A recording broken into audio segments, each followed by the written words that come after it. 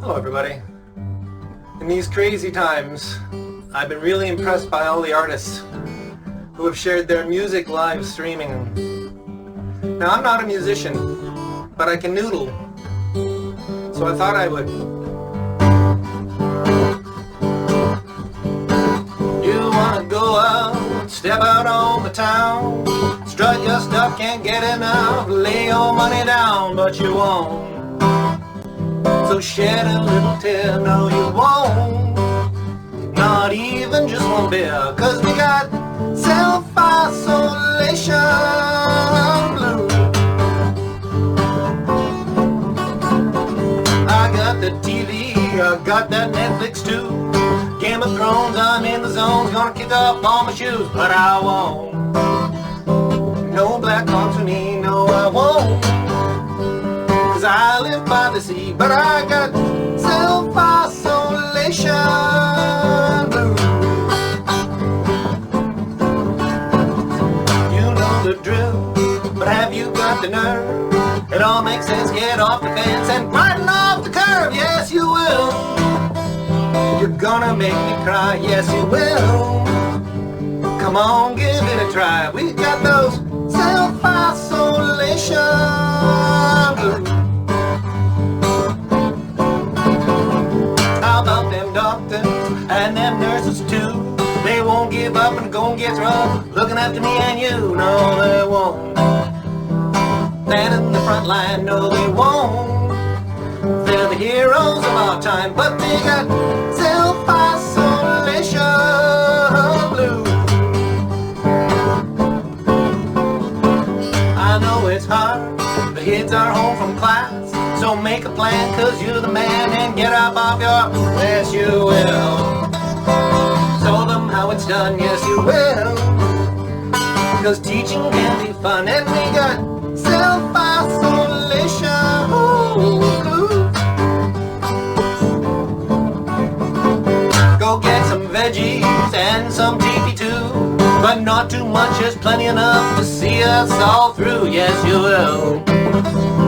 Leave some for the rest, yes you will. Thank you, you're the best, but we got self-isolation blues. Don't be afraid, no need for panicking, cause when you're out walking about, practice social distancing, I know you will. Everyone you meet, yes you will. Hug them from 6 feet, cause we got self-isolation.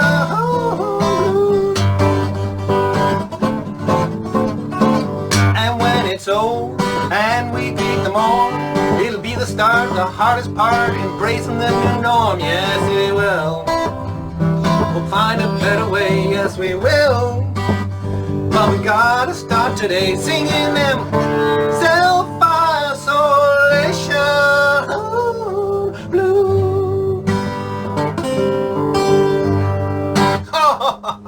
Bit of good news this morning is I got an email from Singapore Airlines telling me that they'd cancelled the flight from Phuket to Singapore that I'm due to take on the 3rd of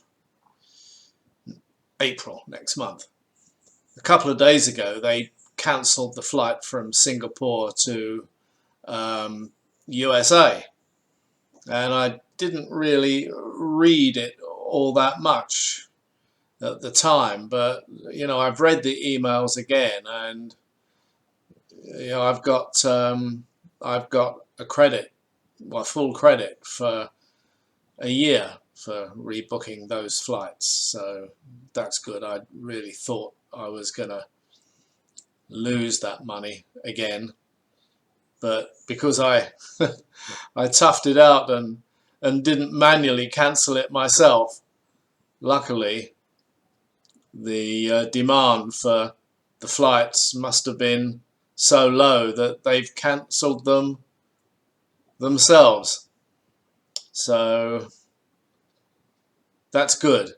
That's a slight weight off my shoulders. Yeah, I was holding out anyway. I'm due to go to Phuket Immigration tomorrow for my 90-day reporting, which should be a formality, but you know, who knows in this day and age. So I was holding off manually cancelling my flights until that had been done. So anyway, wish me luck.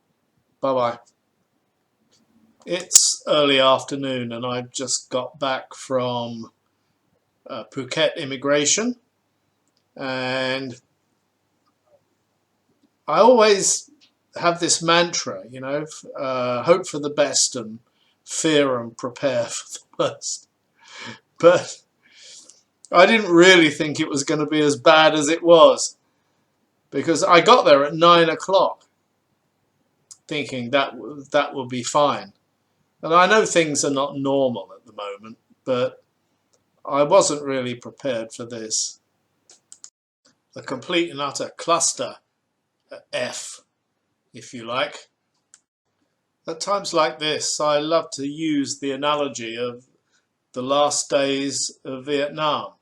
You know, those scenes we saw on the TV of the helicopters evacuating the last possible people from the rooftops, flying them out to the ships, and then taking off and ditching again in the harbour. Just simply sickening and heartbreaking to watch. Now, this wasn't the queue to be served. This was only the queue to get a number to enable you to go in to the facility to start the process. Now, this yellow arrow points to the door that once you've got a number, once it's called, they'll allow you to go in and then start the process of whatever you need to do. So at that point I realized that something bad was happening. Now, the only reason I was there this morning was to do my regular 90-day reporting. I have a 1-year retirement visa, and every 90 days I have to go to the immigration office and report that I'm still alive and still living at the same address. So I didn't have a lot of stuff to do, and the last time I did it 3 months ago, I was in and out within 10 minutes. So I knew that my situation was very, very simple, and yet there I was stuck in this queue listening to other people's horror stories. Now, the people in this queue were severely stressed, and quite rightly so too, because their visas had run out or were just about to run out, and their flights have been cancelled. There's no way for them to get home. And I hear other stories, like there was an American man there that said, well, I had this year's visa and it was nullified halfway through because my passport ran out. And I'm the kind of person that worries needlessly over things that I shouldn't be worrying about at all. And I'm hearing all these horror stories and I'm kind of relating it to myself completely falsely. And so I start, you know, I've done this before, and I start to get really wound up, and I think I've got to get out of here. I've got to get out of here. What do I do? So the man hadn't come out to even give me a number to start, but someone else did come out, and I had the presence of mind to just say to him, excuse me, I only need to be here to do my 90-day reporting. And he said, oh, you shouldn't be here at all. Go over around to the other side of the building. You can do your 90-day reporting around there. So I left all that complete and utter chaos and went round to the other side of the building, where in comparative terms it was relaxed, and there was just this tiny little line where I went up and filled in one form and did my 90-day reporting, and I was out of there in 10 minutes. Done. So thank God it wasn't as bad as it could have been, but it was horrendous, and I feel sorry for those poor people that are caught up in all that. So where does that leave me now? As of tomorrow, there's going to be a partial lockdown here in Thailand, where you're not allowed to go out between 7 p.m. and 7 a.m. Well, that's no problem for me because I never go out in the evening anyway. You know, why would I do that?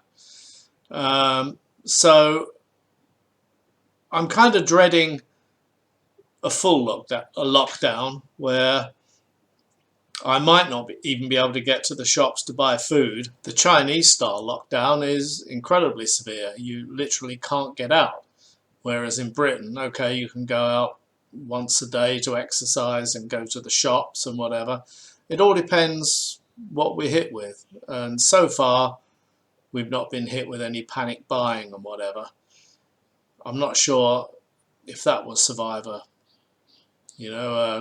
lockdown of greater proportions than this. Although, to be fair, there's very few of us white people left to panic buy, and the Thai people won't do that. They go to their own markets and whatever, and they're not really as stupid as us. So what's for me then? Well, I've got this nice house to live in. I'm alone, so no fear of infection there.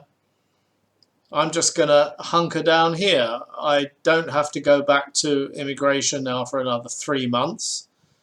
I plan, if I'm allowed, to go out to the market once every, let's say, 3 days to buy, to buy food, and hopefully to go out every day to get some exercise. Other than that, I'm just going to hunker down here. I mean, I've got stuff to do back in America, very important stuff, but I can't get back there and I can't do it. You know, I thank God that at least it didn't cost me, $1,800 to lose an airfare. So that's the way it is at the moment. You've got to make the best of it. And, in 3 months, hopefully either the situation would have eased, or maybe I'd have caught it and be dead. Who knows? You just can't look ahead now, can you? Anyway, Graham Bentley, self-isolation, suffering from the blues. Bye-bye.